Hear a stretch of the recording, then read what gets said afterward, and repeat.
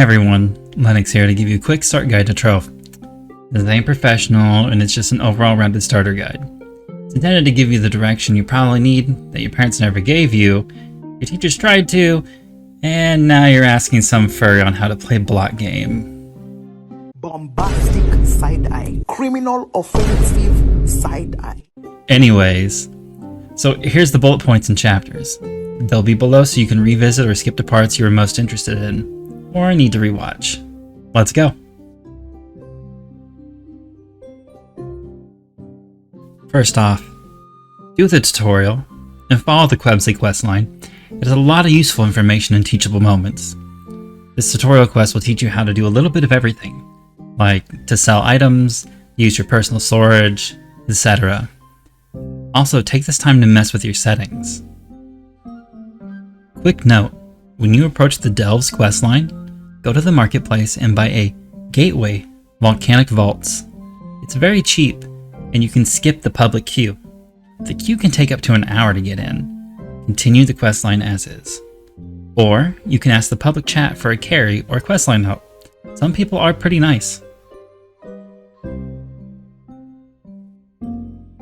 When you started, you were asked which of the starter classes you'd like to play. And during the tutorial questlines, you should have received a class coin as well, so you can have more than just one class to start with. There are 3 types of classes, along with 2 damage types: Starter, Basic, and Advanced. There are 2 damage types: Physical and Magical. Most classes are self-explanatory. However, others don't make a lot of sense. On screen will be all classes in the game, as of this video, and in each category. You only have one character, but you can have many classes and a loadout for that class, separate weapons, armors, gems, etc. There are only 3 ways of unlocking classes. First is crafting, which is time consuming. Second is class coins, which are sometimes given out but rarely. Lastly is the cash shop, where you can purchase classes in bundles or separately.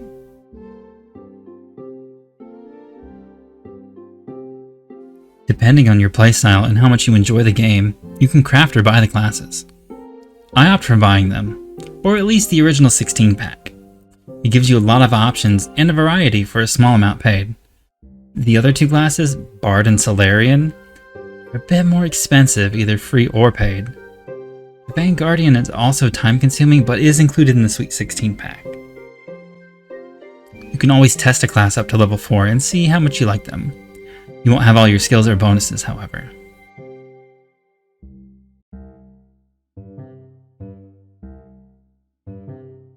At first, looking at this screen, it can be a little daunting. There are a lot of stats to keep track of in this game, but most really don't matter. Physical and magic damage is your base damage. Typically, your main stat is higher based on your current class.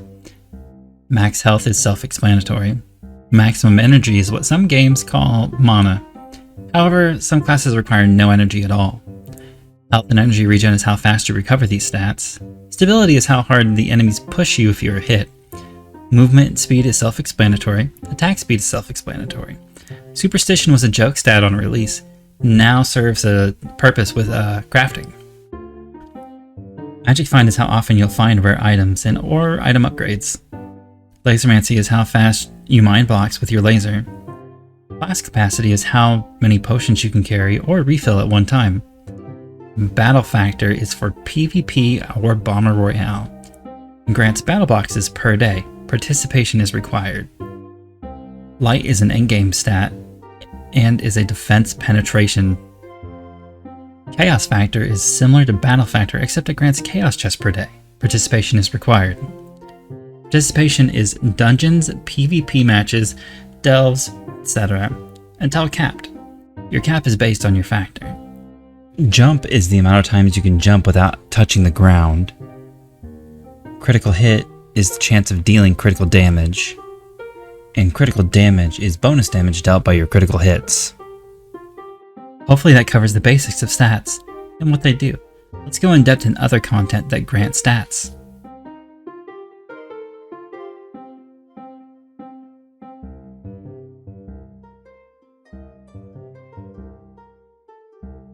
Like in most games, there's equipment that makes your class or character stronger. Every class has 5 basic pieces of equipment: hat, weapon, face, ring, and banner.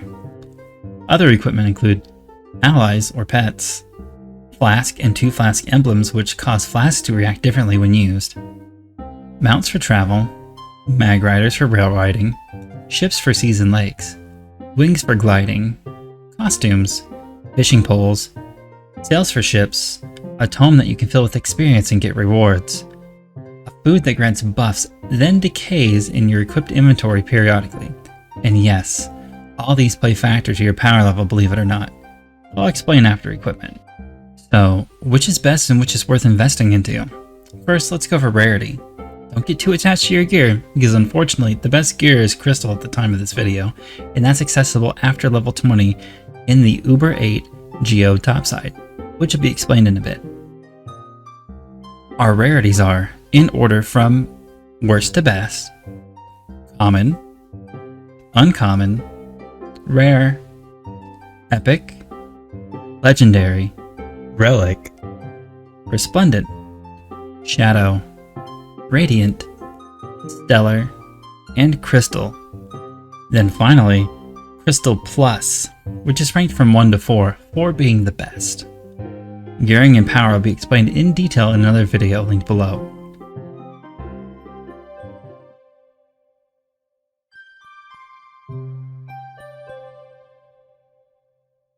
What is mastery? In some games, it's mastering a skill or craft. In Trove, it's kind of everything. Every time you hit certain levels on a class, you gain mastery. Disassembling equipment? Mastery. Learning costumes and styles? Mastery. Mounts? Mastery. Fish? Mastery. You get the picture, right? You also get rewards for leveling your mastery.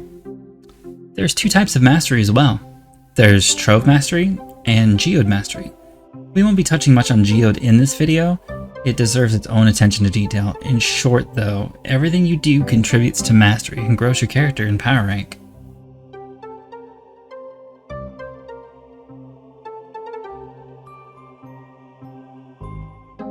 So there's a whole different set of equipment we didn't even mention yet. They're literally your bread and butter. You can't press the game without them, and you'll be farming dungeons endlessly to try to get new ones all the time. These are your gems. We are the crystal gems. We'll always save the day. They come in all the same rarities as equipment. They need gem, dust, and flux to upgrade, up until level 25. Then they require a few more materials to upgrade. Don't get too attached to your gems, as I can explain in another video. Just upgrade what you need and replace when you can't, since gems come with many stats, and they are not always good or helpful.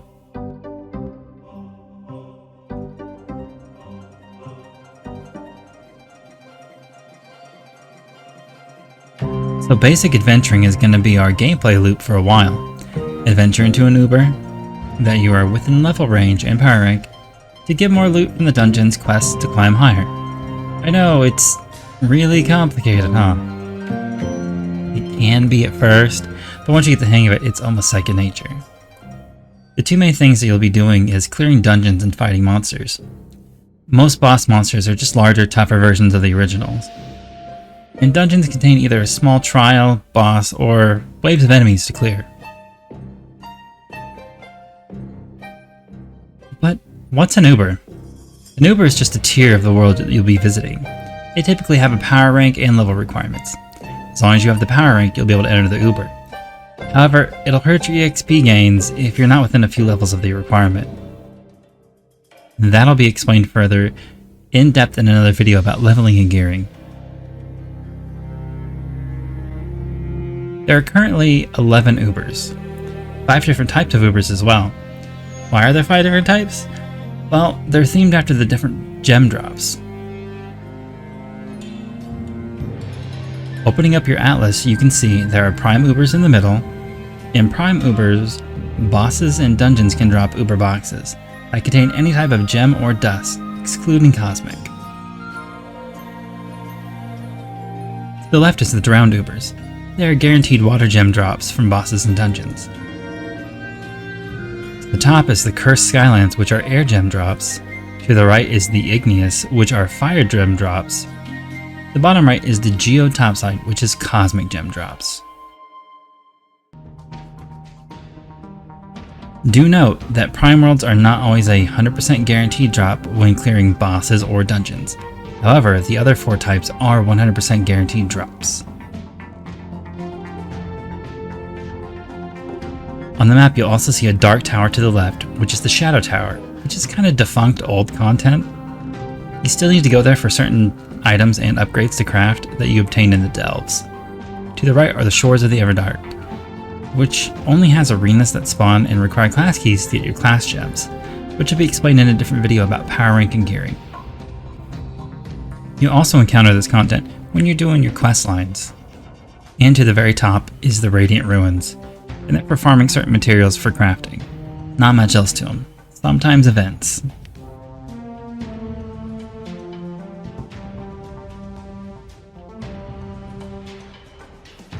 Delves are an endless dungeon that replace shadow towers. You'll need to at least do 3 delves to reach a shadow vault, and open at least 6 of them on a weekly basis to receive rewards for some very special upgrades that will be talked about in other videos. Mostly gems, cosmetics, and mastery. The vault needs a key that you can craft after clearing the dungeons for fragments. Eventually you'll be drowning in fragments, so don't worry too much. Just keep playing normally and you'll receive a lot. The main items and vaults we need are Titan Souls, Lunar Souls, and Despoiled Divinity. These are used for crafts in the Shadow Tower and are weekly locked, so think carefully about what you wish to craft.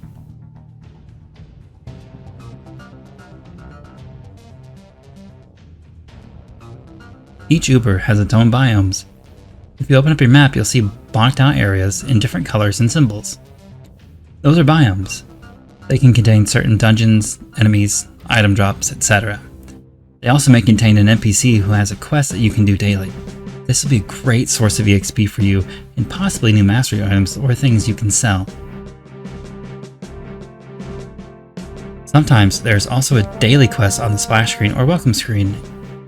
If you open your claims, you'll be given fragments and a brief description of what you need to do for that day. These never change, so it's easy to remember based on the day. Mondays are for delves, Tuesdays are for gathering, Wednesdays are gem days, Thursdays are adventures, Fridays are dragon days, Saturdays are EXP days, and Sundays are for loot. Make sure to hit the learn more to learn more about these days. There is also a daily star bar in the corner that fills from every activity you complete. This bar fills 5 times and grants you currency called qubits. These qubits can be used to purchase some things out of the cash shop instead of using premium currency, which is why some call it premium currency. This is a very important thing to do every day, and can be done rather fast once you find a good rhythm.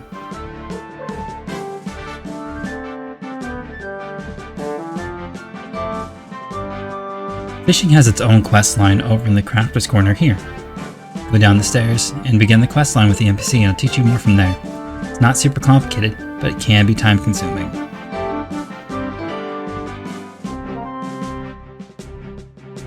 Star charts are similar to skill points. They are in the Crafter's Corner on the 3rd floor. The star charts don't have a guide in game as far as I know, so here's a very brief summary.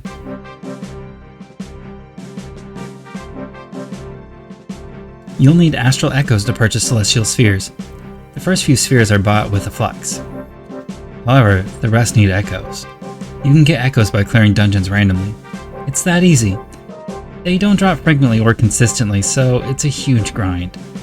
These spheres are essentially your skill points. The chart is your skill tree. You'll need constellation keys along with celestial spheres to unlock nodes in the chart. This is where it can be super expensive with qubits or real-life currency. Constellation keys are used to reset the tree or unlock major nodes for you to progress. Once you unlock a major node, it is forever unlocked, even if you reset the tree.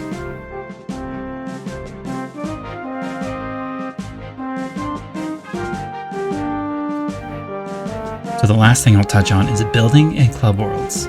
Club worlds are similar to guilds or groups. You can create your own, or you can join others. You can like or save any club you visit, so you can revisit or show your friends. Some things will be locked off if you don't belong to that club. you can join 5 club worlds at a time.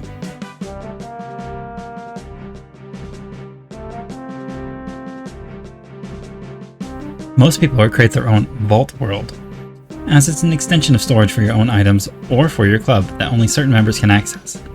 Be very careful who you grant access to your vault worlds, as they can freely take certain items. This goes for your club worlds as well. Your cornerstone is your own personal plot of land that you can construct on it and show off. This will be saved as your own personal house that you can open on any cornerstone plot. These plots don't show up in certain biomes or on the geode topside. They also serve as respawn points if you die. I would go into detail about the building aspects, but they deserve their own video if I even touch that subject. It can be fun, but also very frustrating to build.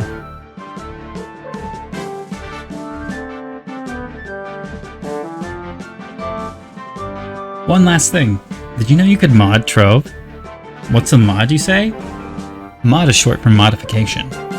And you can modify your gameplay experience if you're on PC. There are a ton of mods, not all of them are very useful however. You can download them through the Steam Workshop or through the TroveTools.net program available at the link below. Choose what is right for you, and remember, after every major update, if a mod is not updated, it can hinder certain functions of the game or just stop performing altogether. You can disable your mods in-game if that is the case, and reload.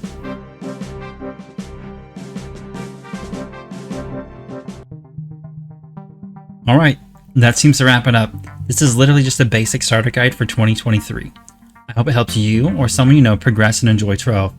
I'll try to come out with some other videos on other subjects that need more in-depth but simplified explanations. Again, I'm not perfect, I'm not good at these, but I thought I'd give it a shot.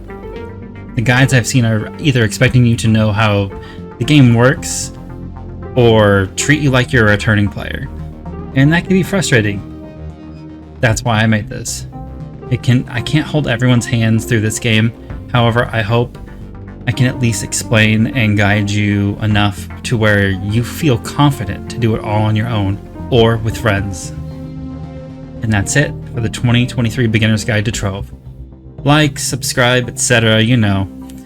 I do stream over on Twitch at twitch.tv/det. Come say hi or join us. Trove is not my main game, but it is one of the first games I started streaming for fun, and I have so many good memories.